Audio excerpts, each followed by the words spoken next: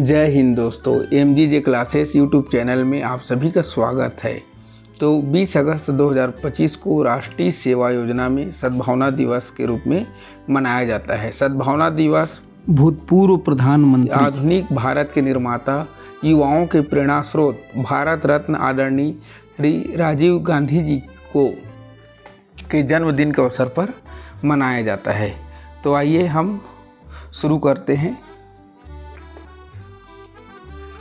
भूतपूर्व प्रधानमंत्री राजीव गांधी जी का जन्म 20 अगस्त 1944 को हुआ और मृत्यु 21 मई 1991 को। हर साल 20 अगस्त को देश के सबसे युवा प्रधानमंत्री राजीव गांधी की जयंती मनाई जाती है। देश भर में इस दिन को सद्भावना दिवस के रूप में भी मनाया जाता है। इतना ही नहीं बल्कि 20 अगस्त को सद्भावना दिवस मनाते हुए देश भर के लोगों द्वारा एक शपथ भी ली जाती है। भारत प्रधानमंत्री राजीव गांधी की जयंती 20 अगस्त को सद्भावना दिवस या सद्भाव दिवस के रूप में मनाई जाती है। ये दिन यानी सद्भावना दिवस सभी भारतीयों के बीच शांति, राष्ट्रीय एकता और सांप्रदायिक सद्भाव को बढ़ावा देने के उद्देश्य से मनाया जाता है। सद्भावना दिवस राजीव गांधी के एक विकसित राष्ट्र के दृष्टिकोण को बढ़ावा देता है, जिसे उन्होंने विभिन्न राष्ट्रीय और अंतर्राष्ट्रीय परियोजनाओं के माध्यम से प्रचारित करने का प्रयास किया। सद्भावना दिवस का इतिहास। दरअसल हर साल 20 अगस्त को यह दिन भारत के सबसे युवा प्रधानमंत्री स्वर्गीय राजीव गांधी की जयंती की याद में मनाया जाता है। बताते चलें कि राजीव गांधी भारत के सबसे युवा प्रधानमंत्री बने थे। सद्भावना दिवस पर हर साल उन्हें याद करते हुए श्रद्धांजलि अर्पित की जाती है।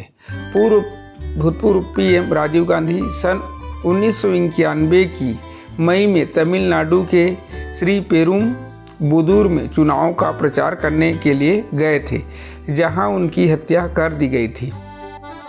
उनकी मृत्यु के एक साल बाद 1992 में राजीव गांधी सद्भावना पुरस्कार की स्थापना की गई।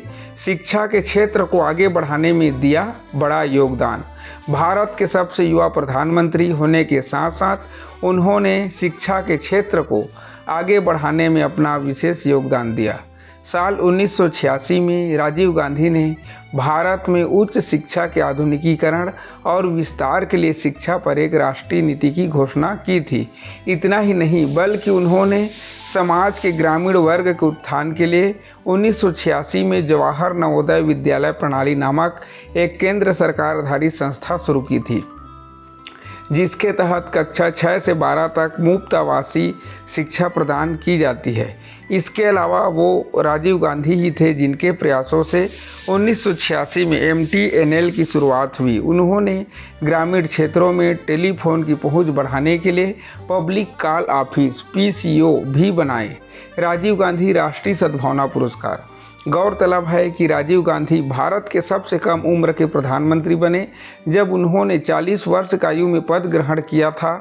1992 में राजीव गांधी राष्ट्रीय सद्भावना पुरस्कार नेता की स्मृति में भारतीय राष्ट्रीय कांग्रेस की अखिल भारतीय कांग्रेस समिति द्वारा पेश किया गया था। यह पुरस्कार उन लोगों को दिया जाता है जिन्होंने सामाजिक सद्भाव को बढ़ावा देने के लिए अपना जीवन व्यतीत किया है।